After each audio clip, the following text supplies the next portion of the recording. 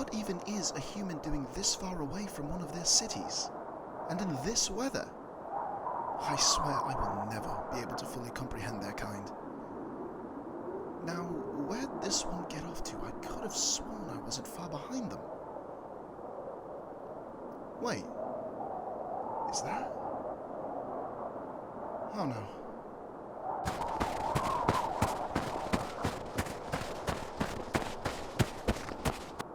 Oh, I knew this would happen. Who would even think about crossing the Thevrian tundra in the dead of winter, and in a blizzard no less?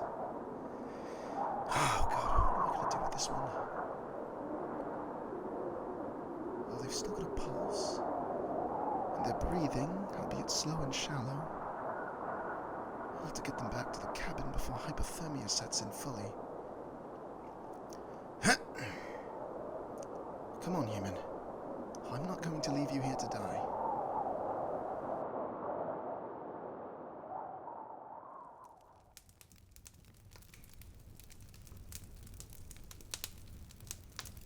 Well, I couldn't very well just leave them behind, Otto.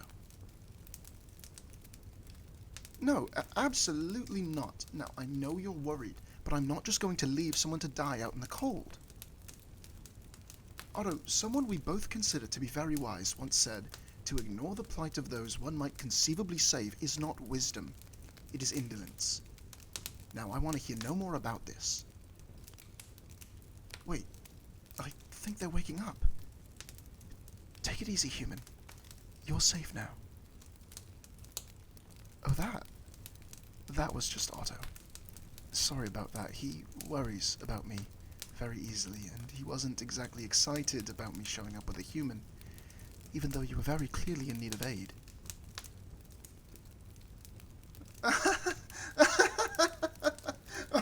Oh, I'm sorry. It's been so long since I've talked to a human I'd forgotten. The reason you can't see Otto is because he's my familiar. He's bound to me. Only those bound to a familiar, or who are particularly gifted in the arcane, can divine his presence. But enough about that, little one. You need to rest and warm up. You'd nearly left the land of the living by the time I got you here. Here, I started some warm tea brewing while you were out. Take a small sip of this. There we go. Just relax.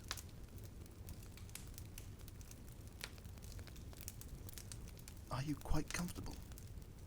Do you require another blanket? You're starting to warm up, but your skin is still quite cool.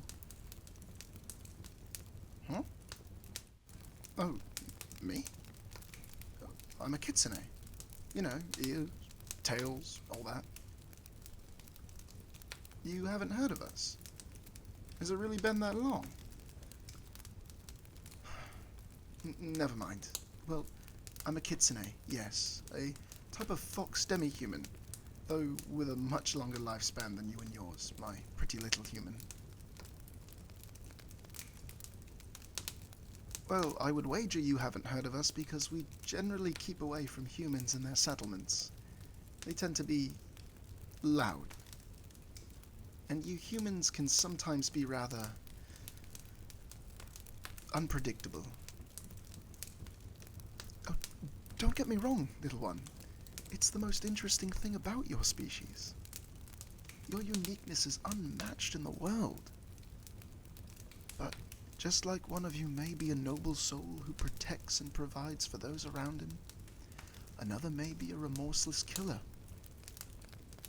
For better or for worse, each and every one of you is totally unique unto themselves. Oh, I've always been fascinated by your kind, little one. I have watched you all for many, many years. The ways you've progressed are simply incredible. You've gone from living in small communities to cities of thousands, surrounded by walls of stone and stories high. You've cured diseases, sailed the seas, and done all manner of incredible things. But for all your good, all your ingenuity, there does remain darkness in your hearts. You wage war against creature and man alike, and endlessly devise new methods by which to end lives. Your societies abound in cruelty, with those in power exploiting those below them for gain. From my observation, your species is one of duality, a being caught between two extremes, constantly tugged in one direction and the other. For some, goodness remains the dominant virtue of their hearts, and for others, evil.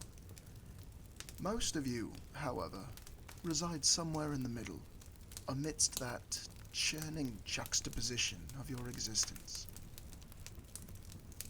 Oh gods, I'm rambling again, aren't I? I didn't mean to get all philosophical. I merely find you and yours fascinating. That's all. Sometimes I tend to ramble about subjects I find interesting. But how are you feeling, little one? Your temperature seems very close to normal. Good. I'm glad to hear it. Otto, would you be a dear and get our guest another cup of tea?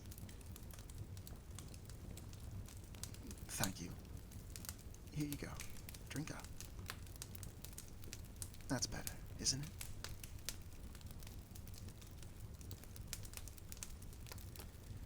it? Now, why don't you tell me what you were doing wandering around Thevria in the dead of winter? Oh, come on, you can tell me. I might even be able to help you given how long I've lived in these lands. Separated from your caravan?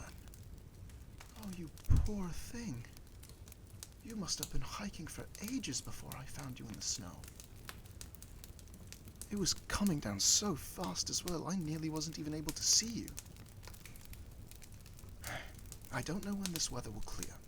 This pace can continue for days during wintertime, but when it does, I would be willing to help you find your way back to your comrades if you wish. Excellent. Then it's settled. You will be my guest until you make a full recovery, and we can get you back to them. Oh, it's been so long since I've spoken to anyone other than Otto. It's actually really nice to have another physical being to speak with.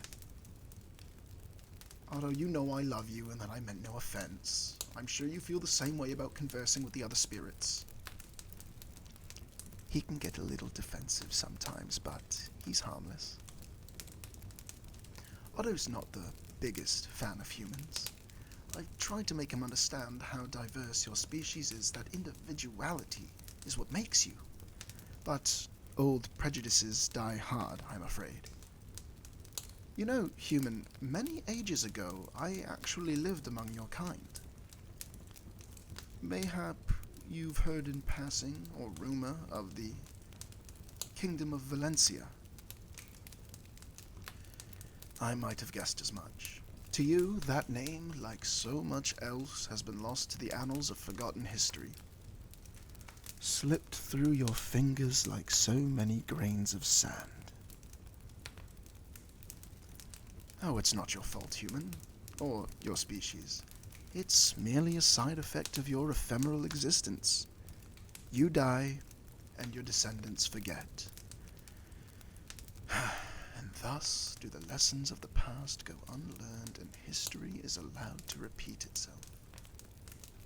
Oh, but I'm monologuing again, aren't I? My apologies. Valencia, as I was saying, was a kingdom along the north edge of Thevria, the territory in which we currently reside. It stood some 300 years ago, if my memory serves me correctly. Oh, come now, little one. I did tell you that we Kitsune had remarkably long lifespans. Our adamant souls could sustain us for ages. Back then I was younger than I am now, more sprightly, more curious. I came to the conclusion that if I wished to understand the humans who dominated this world, I would need to live among them. In most places you would think about today, that would be next to impossible, with how discriminatory your species can be towards the different or the unknown. Valencia, however, was different. A beacon of reason and rationality standing amidst a species that knew much fear and conflict. In fact, you might even be able to make the case that Valencia was the first true city, having been built at a time when your kind was still living in small villages. When I first approached, I admit I harbored some fear at the reaction I might garner from the people of the city. However, instead of being greeted with fear of the different, of the unknown, the people only regarded me with naked curiosity. Just as I was eager to learn about them, they were eager to learn about me and mine. And given my wealth of experience due to my then century of living, it wasn't long before I became advisor to Lord Valen, the then king of Valencia. Valen was a good and wise king, and an excellent friend. Fourth of his line, Valencia abounded in prosperity under his rule. He was a good man, always put the need of his subjects first. He led them rather than ruled them. It was this attitude of commonality, of understanding, that allowed the citizens of Valencia to prosper in ways the world had not yet seen. It was at this time that I first started to understand you humans. I saw what you were, creatures of intense, burning curiosity combined with an unending ambition for progress and discovery. Valencia was actually where the art of summoning was first perfected, and is how I found my familiar, Otto. And we've been together some 300 years since. However, like all things, Valencia too had an end. And it was not a pleasant one.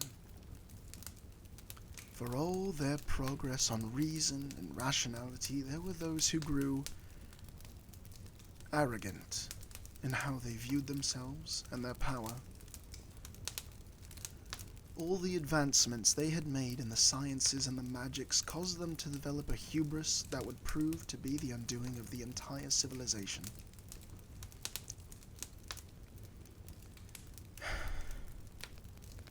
I still remember the day it happened, actually.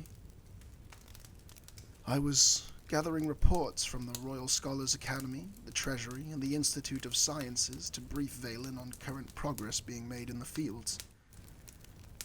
I'm still not entirely sure what they did to cause it, because it all happened so fast. From the spire of the Scholars Academy, a great light erupted, too bright to even look at, which shone like a star above the city. It lasted for mere seconds, but after...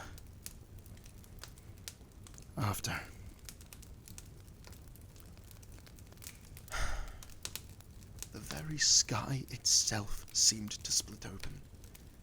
'Twas as if a rift had opened between this plane and another. Once bright blue skies had been stained blood red.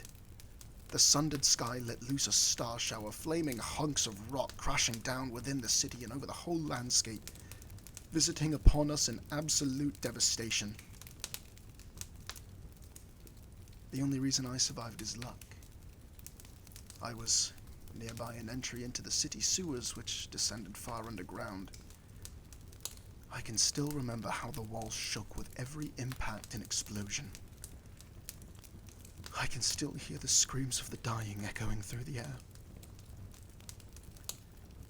It was a calamity of untold proportions.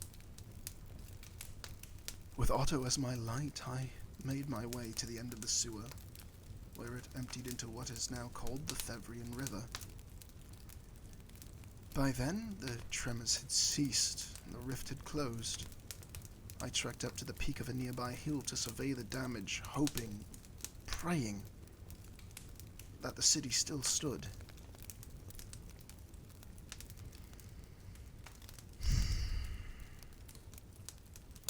Unfortunately, I saw only the complete and utter devastation visited upon us by that calamity. When I beheld the shattered remnants of my new home, I knew deepest despair. I searched for survivors for so long, but all I found was death. Not even my wise and just lord survived, me having found his half-melted crown atop a charred skull. Why am I telling you all this? Is it not obvious? You and yours have no memory of this calamity. It has been entirely forgotten, known only to myself. How should I put this? Your people, for all your genius, for all your progress, are still so ignorant as to the sins of the past. You fumble, you fail, you forget, and you learn nothing. This is my sole frustration with your kind. While I applaud your ambitious nature, your acute individuality which makes you so unique, your ephemeral nature causes you to let that which is most precious slip through your fumbling fingers. But, I confess, I have never spoken to a soul since that calamity. You are the first, my precious human. The lesson I have attempted to impart to you this day is one of remembrance. If your kind is to rise to new heights, then you must remember the victories and the failures of the past. Otherwise, devastation might very well be visited upon us again by you and yours. I tell you this because I know you're destined for something, human. What it is, I cannot say, but the energy of your soul burns so brightly, it ensures me of that fact.